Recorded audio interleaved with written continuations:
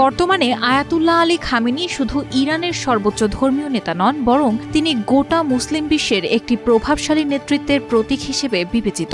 বিশেষ করে ইসরায়েলের আগ্রাসনের বিরুদ্ধে তার একক অবস্থান এবং মুসলিম ঐক্যের পক্ষে জোরালো আহ্বান তাকে একটি অনন্য অবস্থানে নিয়ে গেছে। বিভিন্ন ঐতিহাসিক ও পারিবারিক সূত্রে জানা যায়, খামেনি নিজেকে হোসাইনি সাইয়েদ হিসেবে পরিচয় দেন, অর্থাৎ তিনি মহানবী হযরত মুহাম্মদ সাল্লাল্লাহু আলাইহি ওয়াসাল্লামের প্রিয় দৌহিত্র ইমাম হোসেন রাদিয়াল্লাহু আনহু এর বংশধর হিসেবে নিজেকে দাবি করেন। আয়াতুল্লাহ আলী খামেনি 1939 সালের 17 জুলাই ইরানের ধর্মীয় নগরী মাশহাদে জন্মগ্রহণ করেন। তার পিতা আয়াতুল্লাহ সৈয়দ জাওয়াদ খামেনি একজন সম্মানিত শিয়া আলেম ছিলেন।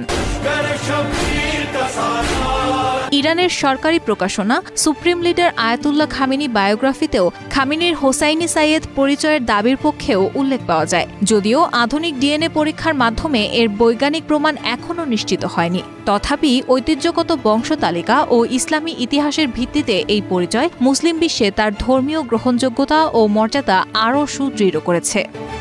আয়াতুল্লাহ খামেনির রাজনৈতিক উত্থান শুরু হয় 1979 সালের ইসলামী বিপ্লবের মধ্য দিয়ে। তিনি ছিলেন ইমাম খোমেনির অন্যতম ঘনিষ্ঠ সহযোগী ও বিপ্লবের প্রধান মুখগুলোর একজন। বিপ্লব সফল হওয়ার পর তিনি ইরানের ইতিহাসে প্রথম আলেম হিসেবে রাষ্ট্রপতির দায়িত্ব গ্রহণ করেন।